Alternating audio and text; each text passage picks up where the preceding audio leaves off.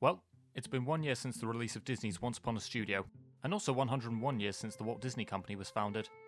I thought it would be interesting to look at this short film in retrospect. While Disney had a rough year of critical and financial flops in 2023, including that terrible feature-length 100th anniversary film, the one thing that everyone loved was Once Upon a Studio, made to celebrate the company's 100th anniversary.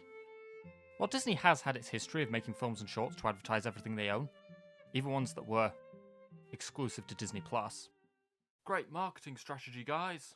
They managed to strike gold with this short. Rather than showing off everything they own, this short is a celebration of everything they made. Last year, I watched every Walt Disney Animation Studios film for the ranking video I did less than a year ago. And while I wasn't a fan of all of them, I am nonetheless glad they included characters from each one. Because, whether or not you like Home on the Range, Oliver and Company, The Black Cauldron, or indeed Chicken Little, they are nonetheless part of the studio's history. And, while I would call them all bad, I would also say they have at least one saving grace each. The short also manages to respect the fields of both 2D and 3D animation by showing the characters how they appeared in their films without any changes, which in turn honours the history of the studio, as well as how both fields of animation have their perks.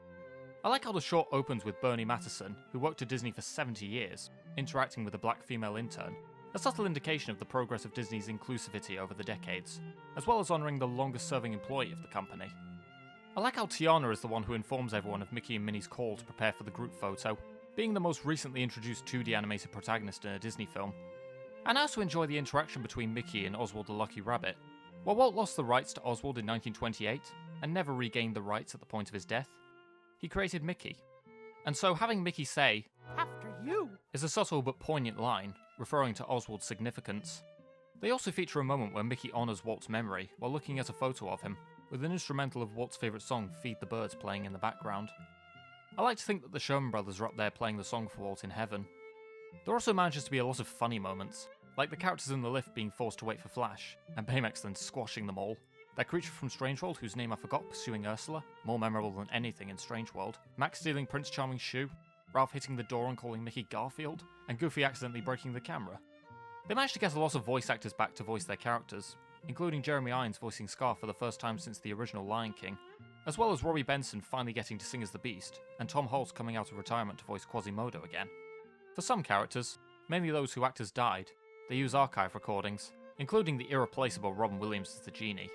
And, while I commend them doing this, who else to voice Jiminy Cricket than Cliff Edwards for the end, the different microphones can be obvious and slightly jarring at certain points. But it's never massively jarring. For characters with new dialogue, or lyrics, whose original voice actors had died, such as Snow White and Baloo, they recast them. And a lot of the choices worked pretty well.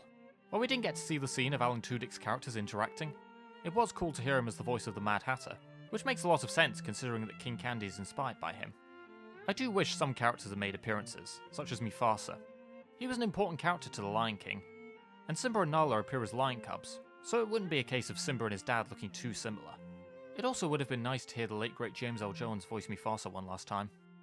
The ending in which all the characters sing When You Wish Upon a Star is highly emotional, and it makes me think, why doesn't Disney do a spin-off series to this short, in which their characters sing songs from each other's films? Instead of those unnecessary Simpsons shorts that only serve to advertise what they own, do a spin-off series featuring the characters that they made, singing each other's songs. A short featuring a medley of villain songs would be nice for next Halloween, Disney.